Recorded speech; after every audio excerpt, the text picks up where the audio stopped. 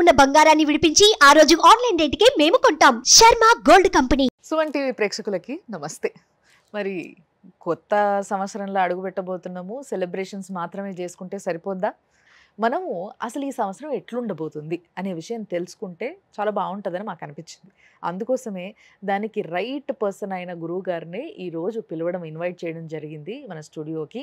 ఆయన్నే మీ అందరికీ బాగా పరిచయం ఉన్న ప్రముఖ ఆస్ట్రాలజర్ అయ్యప్ప శ్రీకృష్ణ సుధీ గారు. మరి గురుగారు నమస్తే. నమస్కారం అండి.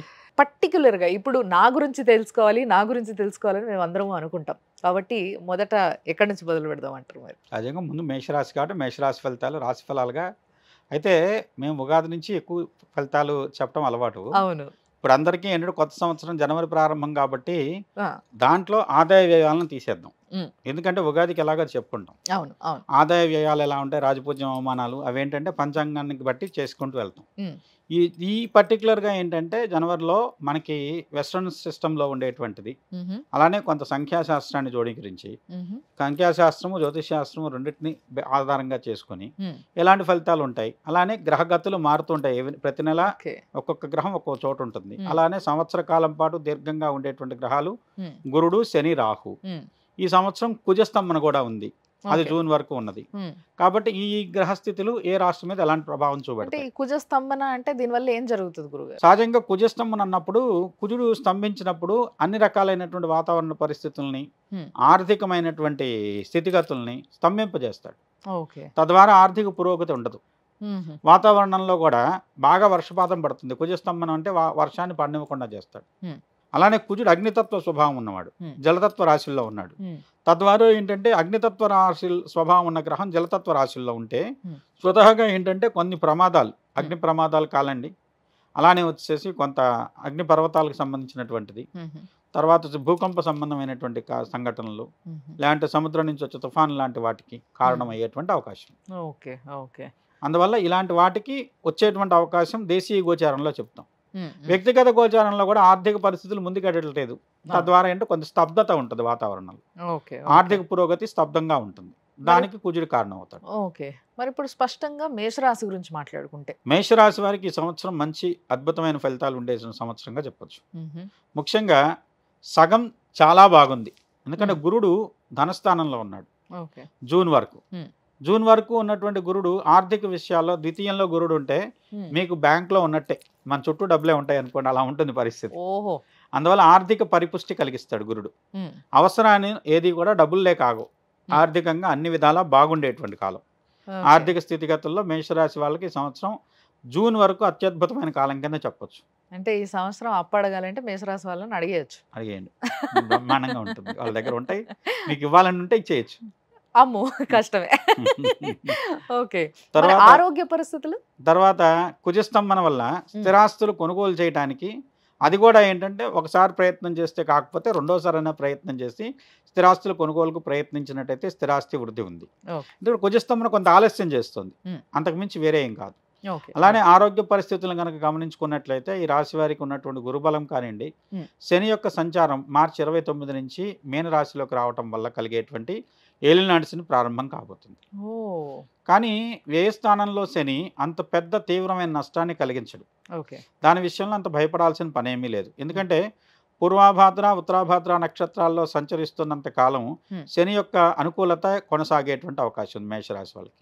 ఒక రేవతి నక్షత్రంలో సంచారం చేసేటప్పుడు కొంత జాగ్రత్త అవసరం. అది ఈ సంవత్సరం రాదు, 2026-27లో ఉంటుంది. కాబట్టి భయపడవలసిన అవసరం ఏమీ లేదు. కాబట్టి ఈ సంవత్సరం మేషరాశి వారికి కలిసి వచ్చేటువంటి కాలం కింద చెప్పొచ్చు.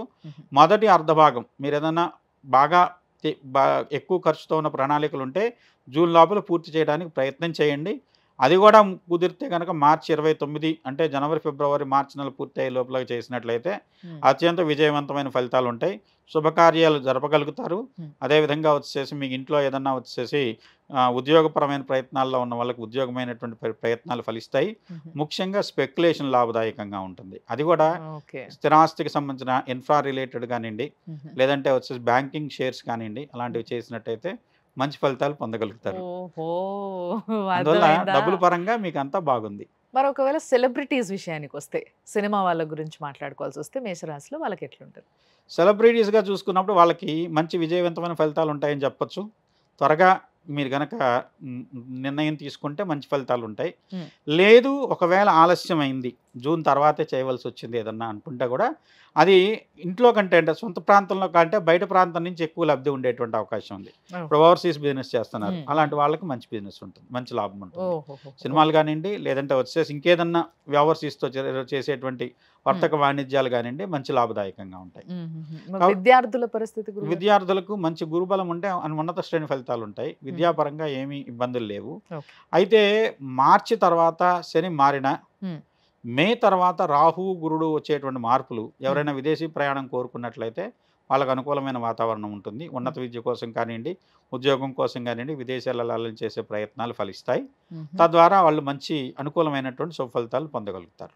అద్భుతం. మరి జూన్ తర్వాత కొన్ని ఏమైనా ఏదైనా చిన్న చిన్న పనులకు సమస్యలు ఎదురు పడుతున్నాయి అన్నప్పుడు ఏదైనా పూజ కానీ ఏదైనా చేస్తే బాగుంటుంది అంటారా? ఈ రాశి వారికి ఉన్నటువంటి గురుబలం తగ్గుతుంది కాబట్టి శని సంబంధమైనటువంటి పరిహారాలు, అంటే శని ఏలినాటి శని ప్రారంభం కాబట్టి శనికి సూచనగా ఉండేటువంటి దైవాలను, శనికి సంబంధించిన పరిహారం తీవ్రత తగ్గించేటువంటి వాడు శని ప్రదోషం, అంటే శనివారం నాడు ప్రదోష కాలంలో శనికి దీపం పెట్టి అలానే శివారాధన చేసిన దానివల్ల ఉపయోగం ఉంటుంది.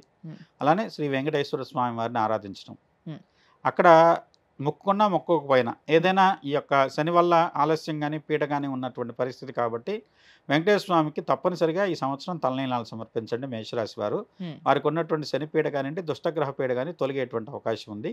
ఆ విధంగా వీళ్ళకి అనుకూలమైన ఫలితాలు ఉంటాయి. ముఖ్యంగా ఎవరైతే సంతానాన్ని కోరుకుంటున్నారో, సంతానము స్పెక్యులేషన్ రెండు లాభదాయకంగా ఉంటాయి. సంతానం కలుగుతుందని చెప్పచ్చు, అదేవిధంగా స్పెక్యులేషన్ పరంగా కూడా వాళ్ళకి బాగా ఆర్థికంగా కలిసి వస్తుందని చెప్పచ్చు. ఓ అద్భుతం. సో ఈ వివరాలు తెలుసుకున్న తర్వాత నాకు మాత్రం చాలా స్పష్టంగా ఏమర్థమైందంటే మేషరాశి వాళ్ళు తప్పకుండా తిరుపతికి వెళ్ళిపోవాలన్నమాట. అది మాత్రం బాగా అండర్లైన్ చేసుకోండి. మళ్ళీ ఏమైనా డౌట్స్ ఉంటే తిరిగి చూడొచ్చు. అంతేకాకుండా గురుగారికి సంబంధించిన నెంబర్ కూడా మీకు కింద స్క్రీన్ పైన కనిపిస్తూ ఉంటుంది. ఇంకేమైనా వివరాలు కూడా తెలుసుకోవాలనుకుంటే మీరు తప్పకుండా అపాయింట్మెంట్ తీసుకోవచ్చు. చూస్తూనే ఉండండి సుమన్ టీవీ. నమస్తే గురుగారు.